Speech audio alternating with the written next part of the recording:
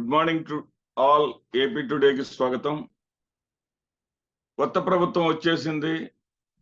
పింఛన్ల పంపిణీ ప్రారంభమైంది. పింఛన్ల పంపిణీ ప్రారంభంలోనే జగన్మోహన్ రెడ్డి గారి ప్రభుత్వానికి ఈ ప్రభుత్వానికి ఉన్న వ్యత్యాసం అర్థమైపోయింది. జగన్మోహన్ రెడ్డి గారి ప్రభుత్వంలో రాజకీయ జోక్యం లేనే లేదు. పేదల ఆత్మగౌరవాన్ని కాపాడుతూ, పేద ప్రజల ఆత్మగౌరవాన్ని కాపాడుతూ ఏదైతే పేద ప్రజలకు ఇంటింటికి వెళ్ళి వాలంటీర్లు పంపిణీ చేయటం జరిగింది. ఆ వాలంటీర్లు వెంట వైఎస్ఆర్సీపీ కార్యకర్తలు ఎవరైనా ఉంటే దాని మీద ఈ నానా యాగి చేశారు తెలుగుదేశం పార్టీ వాళ్ళు. ఈ రోజున స్వయంగా ముఖ్యమంత్రి గారే మంగళగిరి నియోజకవర్గం పెనుమాకలో తన కుమారుడైనటువంటి లోకేష్ గారిని కూడా వెంట పెట్టుకొని పంపిణీ చేయటం జరిగింది. ప్రతి రాష్ట్రమంతా కూడా ప్రతి చోట ఎమ్మెల్యేలు, తెలుగుదేశం పార్టీ కార్యకర్తలు వాళ్ళు వచ్చేసి పంపిణీ చేస్తా ఉన్నారు. చేస్తా ఉండేటటువంటి సందర్భంలో వాళ్ళు ఆధార్ కార్డులు వివరాలు కూడా అడిగి తెలుసుకుంటా ఉన్నారు. ఇది ముందు ముందు దేనికి దారితీస్తుందో కాలమే చెప్పాలి.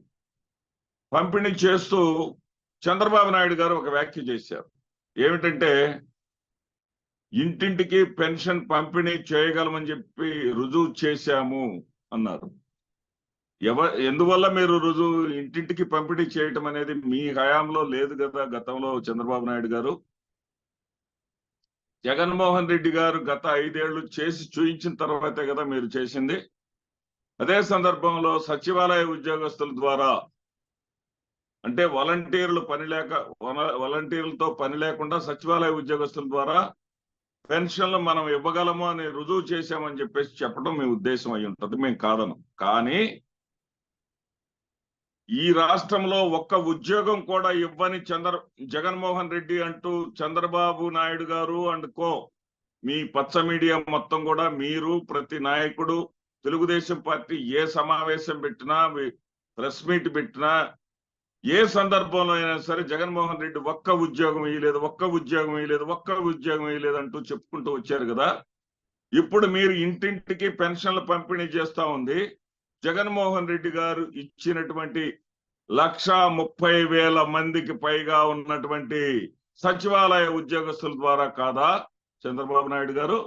అంటే జగన్మోహన్ రెడ్డి గారు ఉద్యోగాలు ఇవ్వలేదు అని ఇప్పటిదాకా మీరు చేసినటువంటి ప్రచారం, అసత్యమైనటువంటి ప్రచారం అనేది మీ నోటితో మీరు అంగీకరించినందుకు ధన్యవాదాలు చంద్రబాబు నాయుడు గారు. అయితే ప్రజలు ఏదైతే ఆశించారో, మీరు ఒక 1000 రూపాయల పెన్షన్ ఒక్కసారిగా పెంచారని మీరు సగర్వంగా ఎట్లా చెప్పుకుంటున్నారో, జగన్మోహన్ రెడ్డి గారు 250 సాగదీసి 5 ఏళ్ల పాటు పట్టింది ఆయనకి 2000 నుంచి 3000 చేయటానికి. అదేవిధంగా ఇప్పుడు ఇస్తున్నటువంటి పెన్షన్లు మొత్తంలో 4000లో 2000 దాదాపు సుమారుగా 3000 రూపాయల వరకు నేను పెంచిందే అని మీరు చెప్పుకుంటూ వచ్చారు. సరే, మీరు చెప్పుకున్న దానికి ఎవరు కూడా అభ్యంతరం చెప్పరు. కానీ మీరు పెన్షన్ల కోత మాత్రం వేయకండి దయచేసి. పేదల నోళ్లు కొట్టకండి. ఎందుకంటే ఇప్పటికే అనేక చోట్ల వాళ్ళ యొక్క అంగవైకల్యము లేదా దివ్యాంగుల పేరుతోటి, దివ్యాంగుల కాకపోయినప్పటికీ కూడా దివ్యాంగుల పేరుతో తీసుకుంటున్నారంటూ కొన్ని జిల్లాలలో, కొన్ని నియోజకవర్గాల్లో ఇప్పటికే వడపోతలు స్టార్ట్ అయ్యాయి. ఇలాంటివి లేకుండా నిజమైనటువంటి పేదలందరికీ కూడా మధ్య దళారులు లేకుండా మరలా మధ్య దళారులను తీసుకొచ్చి పెడతారేమో అనేటటువంటి భయం అనేది మొదటి రోజే మీరు చేసినటువంటి కార్యక్రమం వల్ల ప్రజల్లో ఒక భయము ఏర్పడతా ఉంది. అటువంటి పరిస్థితులు లేకుండా జగన్మోహన్ రెడ్డి గారు ఏదైతే ఒక్కసారిగా మీలాగా పబ్లిసిటీ కోసము సంవత్సరానికి ఒక 20,000 ఉద్యోగాలు ఇచ్చున్నట్టే ఆయన కూడా ఏటా ఉద్యోగాలు ఇచ్చినటువంటి వ్యక్తి అయ్యుండేవారేమో.